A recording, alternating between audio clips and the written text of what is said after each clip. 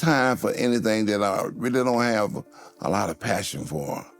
So I'm into things that I have passion for. Like I started my own company back in 2011. I have this Ronnie Coleman Signature Series. You see some of my products in it.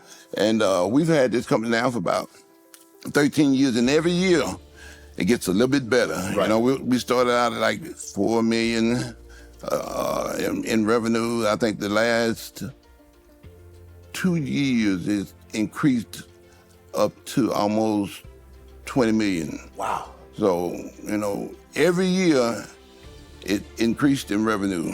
And we hoping to get this thing to 20, and then after that, you know, 30. After that, you want to sell? You gonna sell or you want to keep it? I'm gonna keep it because it's just one of those things that you know, it's a challenge for me. Right. And I look forward to a challenge each and every single day, because I know if I put my mind to something, I can do anything I want. I learned that from winning 8 Mr. Olympias in a row. I think it's important to understand the master recording. And I talked about that a lot when I started United Masters.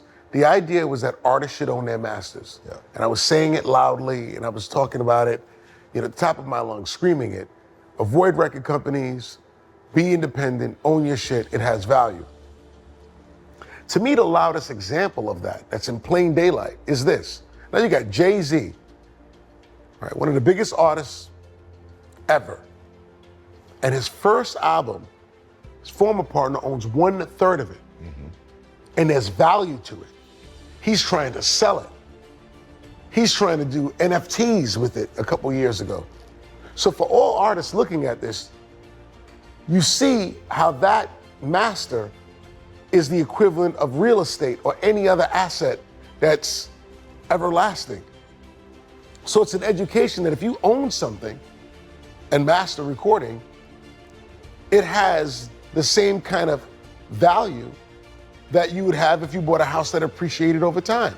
That's why it's important that artists own their masters, just in general, right? That's number one. Use this as an example of why it's important to have ownership of this, because it's an asset that goes with you for the rest of your life. On the Dame side, you have friends that you grew up with, man, and as you pivoted and as you grew, they couldn't jump the fence anymore. They couldn't jump the next fence. They couldn't go. And it don't look good. It ends bad. This ends really bad. The man's, you know, it's embarrassing, actually. 2004, I think I was 295 on stage. Of course, I wasn't as ripped, right? You know, at 295, but I was still pretty big and pretty hard. I still had striated glutes. Right. I still had all of my striations, and just not as crispy. Not as crisp, yeah. Yeah, but, you know, still won. Right, yeah, you won. Bottom line is I still won, you know. When did you know it was over? When did you know, like, this is it? This is my last Olympia. I got nothing else to give to this sport. I've given everything I possibly can to this sport, and it's over. 2007, I was standing on stage, and they was going through comparison. And man, I was really struggling to stand on stage. I'm like, oh yeah, this is it. I ain't doing no more after this. Because just to stand on stage, I was in a lot of pain, excruciating pain. And it would start in my feet and go all the way up to my hips. And just to walk was a chore. And every time I came off stage, I would have to go and sit down. I knew in that moment, I'm done. I'm about to go back to Athens to finish my degree, because I'm done. So when did you know that it was time for you to retire? Wow, you know, I fought this battle hard because my last game I lost in the Super Bowl. You know, I had a sort of a really like height of my career was when we won that AFC Championship game, beat the Patriots at home, and hoisting up that trophy. I still got that picture in my house because I don't want to lose that moment of my career because that was the biggest game I won up to that point. Now we get to the Super Bowl, get our butts kicked. I don't even remember, Super Bowl 48 maybe, against the Seahawks. I'm like, man, they don't have to kick me out of here. Like, this is what I've done all my life. They got to kick me out. I had no ego about it. It was just, that's just the way I'm gonna go out. When he released me, I knew I was done. Now, don't get me wrong. I got calls and I went and worked out because I'm just still sitting there on the fence, but I knew, I was like, nah. And it was just further validation when I went to Baltimore and worked out. They were great to me. I went to Detroit and worked out. They were terrible. This was the old Detroit. Like, Yeah. I mean, I can see they're changing their culture a little bit now, so I give them a little credit. But back then, man, it was just. No, I lived it. I did my wow. time in New York. So I'm in Detroit. You know. So it was just further proof. I just needed that confirmation. Yeah, I'm done. Because those workouts, I didn't feel good about it. I feel like I moved well, but not well enough for them to just sign me. I was out of shape. I wasn't doing anything in between that time. It was my turn. It was my time to hang it up, and it is what it is. No looking back. I'm glad I did it that way, because even when now Sean Payton's in Denver, Yeah. you know, now he runs up to me, shakes my hand, and we have a few words about, you know, so I built the bridge there. Both of them go crazy. It's 4th down. Ball hits Malik's hands. He drops it. He's pissed off. And I'm trying to tell him, shoot, dog, you ball. But, like, that's what the league about. But Malik went crazy. Jaden went out there. He's trying to carry that team out there in Yeah. Washington. You know what I'm saying? Like, that's what it's about with the rookies. Yeah, but that's what it's about being a rookie, being a high-drafted rookie. Yeah, but we all know, right? We've been through it. Like, you have to be consistent. Rookies can make rookie mistakes, but you can't make a ton of rookie mistakes. All right, what happens when veterans make rookie mistakes? They You get cut. They grab a Snickers? He ain't got no job no You more. get cut. What you mean when veterans make a mistake? You get But it paid happens, too much. RC. You It get happens. paid too much. Yeah. But that the is other- just part of the game. Yeah, but the other piece of it is too, though, like, I think about myself as a rookie. Because I wasn't drafted, I didn't have these high expectations. You know what I'm saying? And so, like, my thing was getting on the field. My thing was trying to have a job. People weren't, like, criticizing and scrutinizing every single thing I do. And the young quarterbacks, that's what one thing about young quarterbacks is that now you're the face of the franchise. And that's the tough part, is that everybody's looking at you. Everybody's waiting for you to change this. Everybody's waiting for you. No matter what's around Caleb, no matter what's around Jaden, it's on you to make that difference. And that's the difference between playing linebacker. I can go out there and make me 10 tackles and I look like an all-star. Yeah. We could lose by 30. And they say, oh, that pick was a great pick. He had a great game. If you lose and you're a quarterback, you're a failure, no matter what they do. First time I touched the ball, I scored. First time. How old? 8 years old. 8 years old. Took a toss sweep to the left, touchdown. Yeah. And from that moment, like, well, even before that, because I had an older brother play, Ron, Yeah. who also played at Georgia. He was a couple years older than me. He was my idol. Like, he just did everything the right way. And I thought I could be better. I mean, I thought that at 6.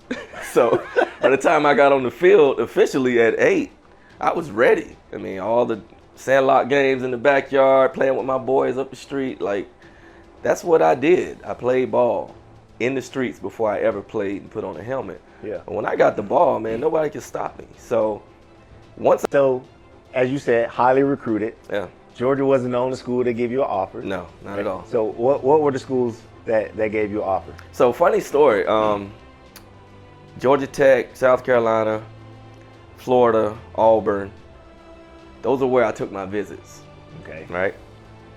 Now, I was supposed to visit Florida State, but what happened, early in the year, we played Marcus Stroud team, another dog, right? We Yeah. played them in high school, South Georgia Battle. Played them early in the year. I don't know why they were on our schedule. We go over there, they kicked our butts, and they beat us bad. I still had a decent game, but I remember fumbling in the game. We just had turnovers. It was just bad. Long ride back home to folks. I mean, about an hour and a half, 2-hour ride back home.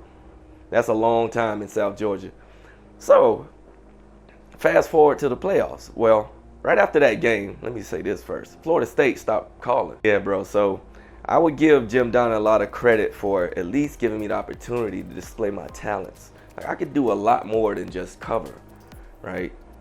But then after that, Daryl Green. Now, he's not a coach and he's not outside the football team, but what he did was tutor me and mentor me the moment I got to the league.